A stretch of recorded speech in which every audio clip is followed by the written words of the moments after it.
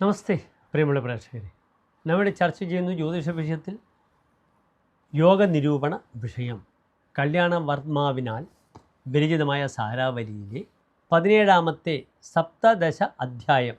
ആ 17ാം അധ്യായത്തിൽ ചതുർഗ്രഹ യോഗ നിരൂപണമാണ് നാം ഇവിടെ ചർച്ച ചെയ്യുന്നത്. ഇവിടെ ചതുർഗ്രഹ യോഗ നിരൂപണത്തിൽ ഇപ്പോൾ ചർച്ച ചെയ്യുന്ന ഗ്രഹങ്ങൾ ചൊവ്വയും ബുധനും ഗുരുവും ശുക്രനുമാകുന്നു. 3 ശുഭഗ്രഹങ്ങളോടുകൂടെ ചൊവ്വ നിൽക്കുന്നു, പാപഗ്രഹമായി ചൊവ്വ നിൽക്കുന്നു. ഈ യോഗത്തിൽ ജനിച്ച മനുഷ്യൻ ഇപ്രകാരമാണെന്ന് കല്യാണവർമാവ് സമർത്ഥിക്കുന്നു. എൻ്റെ പ്രിയമുള്ള പ്രേക്ഷകർ ശ്ലോകം ശ്രദ്ധിക്കുക. സ്ത്രീ കലഹരുചി ധനവാൻ പൂജ്യോ ലോകേജ ശീലസമ്പന്ന ഭവതി പുമാൻ നിരുജതനുഹു ബുധാര ഗുരു ഭാർഗവേ സഹിത. ബുധൻ ആരൻ എന്നാൽ ചൊവ്വ, ആരോ വക്ര എന്നാണ് പറയുക. വക്രിയാണ്, ആരനാണ് ചൊവ്വ.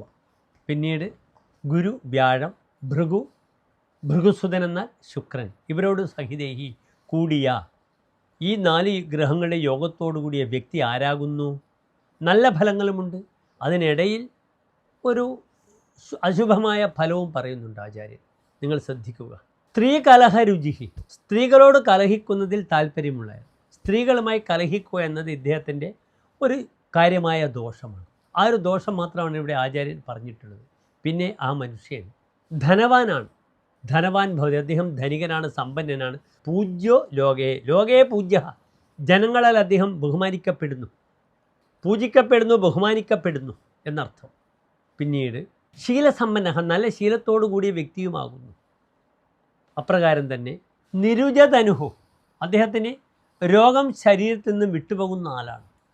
എന്ന് വെച്ചാൽ അരോഗ ദൃഢഗാത്രനാണ്. അദ്ദേഹത്തിന് വിശേഷിച്ച് രോഗങ്ങൾ ഉണ്ടാകില്ല എന്നാണ് ഇവിടെ കല്യാണവർമാവ് സമർത്ഥിക്കുന്നത്. അയാൾക്ക് നല്ല ശീലങ്ങളും സ്വഭാവങ്ങളും എല്ലാമുണ്ട്. പക്ഷേ സ്ത്രീകളെ കണ്ടാൽ അയാൾക്ക് കലഹം ആരംഭിക്കുമെന്ന് പറയുന്നത്.